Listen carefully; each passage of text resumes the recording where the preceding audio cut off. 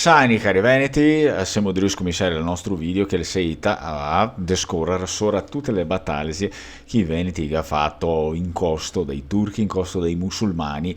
Vamos continuar nesse vídeo aqui falar sobre as batalhas que os venetos fizeram contra os turcos, contra os muçulmanos. Antes disso, curte o vídeo, se inscreve no canal, não esquece de ativar o sininho das notificações para ficar por dentro de tudo que tem aqui no canal. Todos os dias tem coisa nova, então, por favor, né, ativa esse sininho das notificações. Eu sou o Fernando Menegatti, esse aqui é o canal Lenguamare e vamos começar o nosso vídeo porque tem bastante coisa para falar.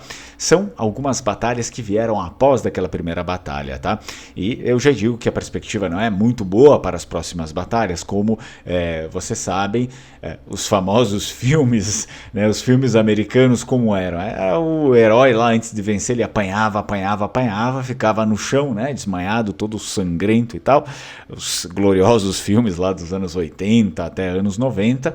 E aí depois ele acabava tirando forças do nada e derrotava o inimigo, né? Mais ou menos, é engraçado, mas mais ou menos isso aconteceu também no caso da República de Veneza, quando inicia essa saga contra a expansão islâmica, né?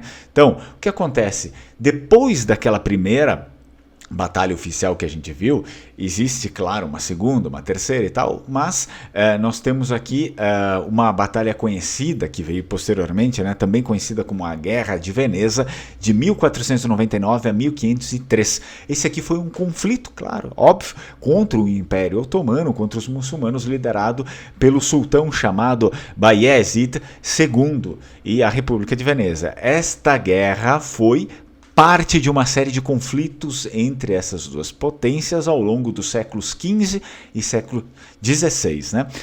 Isso significa que era muito tempo de, óbvio, de ofensivas, não que estivessem o tempo inteiro, o século inteiro, né, em guerra, mas isso eventualmente causava um certo incômodo ali para os dois lados.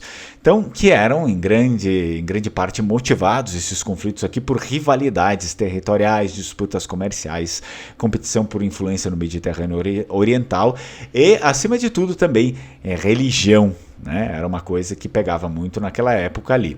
Então, a Segunda Guerra Turco-Vêneta começou em 1499, quando os muçulmanos, os otomanos aqui, sob o comando do Grão-Vizir Koca Mustafa Pasha, lançaram uma campanha militar ali para a ilha de Creta. E vamos lembrar que essa ilha de Creta estava sob o domínio vêneto, pertencia aos vênetos, essa ilha aqui.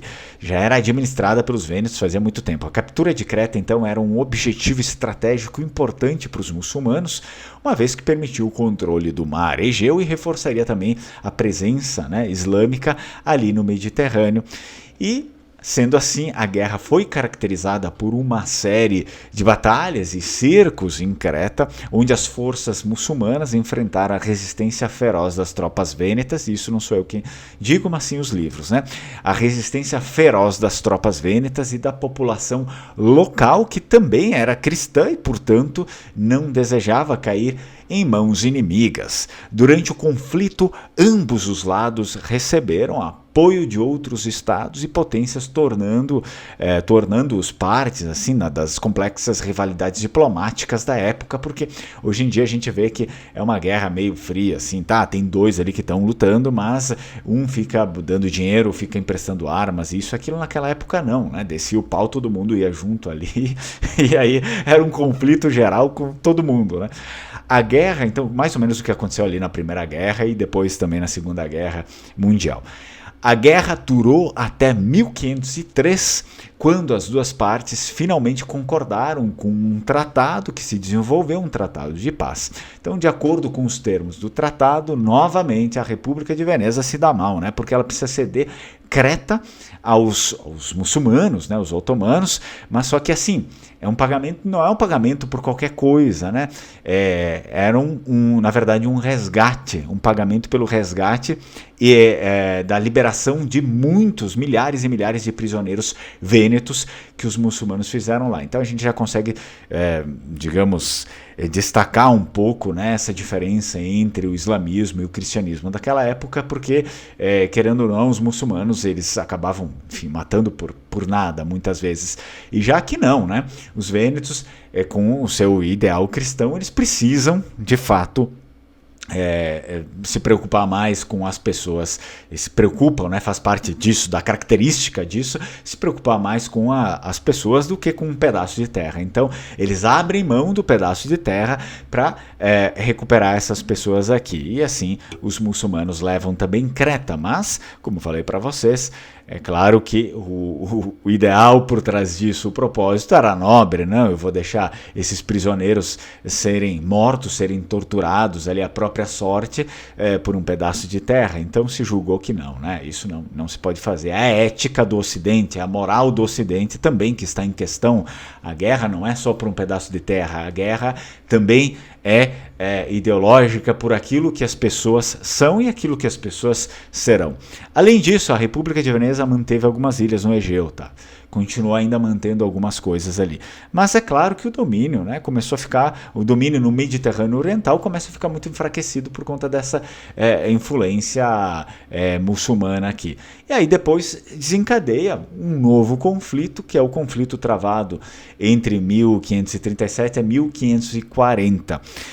Isso leva novamente uma conquista muçulmana da última parte do Peloponeso, que lá no primeiro conflito eles já tinham se metido lá, né? E depois, né, visto isso, o Papa também começa a ficar preocupado que, bom, se eles estão tomando lá, daqui a pouco eles estão aqui. Efetivo, né? E o Papa ele convoca uma Liga Santa menor do que aquela que depois viria, né, para a Batalha de Lepanto.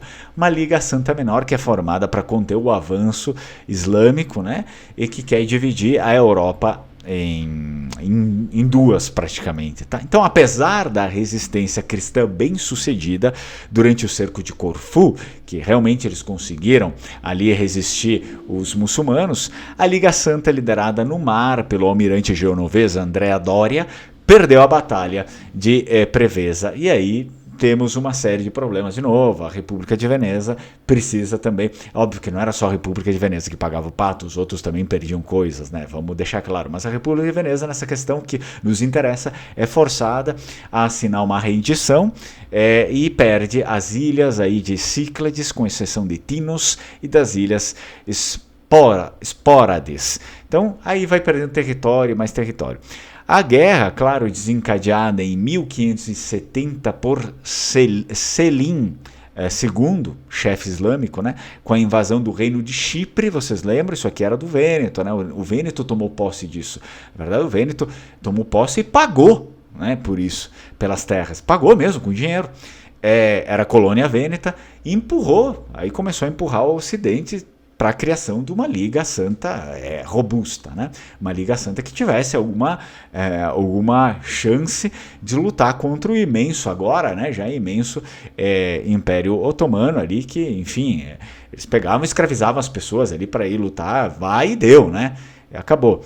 Então, essa Liga Santa era composta pela República de Veneza, o Papado, né? Os Estados Papais, o Sacro Império Romano e o Reino da Espanha. E vocês sabem que isso, né, vai desencadear, então, a nossa famosa Batalha de Lepanto, na qual a frota otomana foi totalmente destruída. Foi totalmente destruída. Eles estavam em maior número, era imenso, né?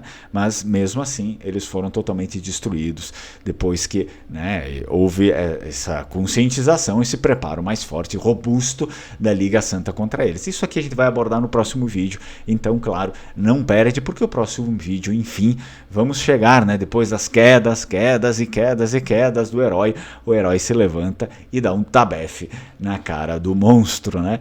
E manda ele ir para casa pastar. Espero que vocês tenham gostado do vídeo. Deixa aí o seu comentário, deixa, enfim, sua sugestão também para novas pautas de vídeos. Caso não tenha nada, deixa aquele emoji do leão, que é o símbolo, né, do nosso Vêneto, da nossa pátria vêneta, digamos assim. E a gente se vê no próximo vídeo. Tchau, tchau, Strucon.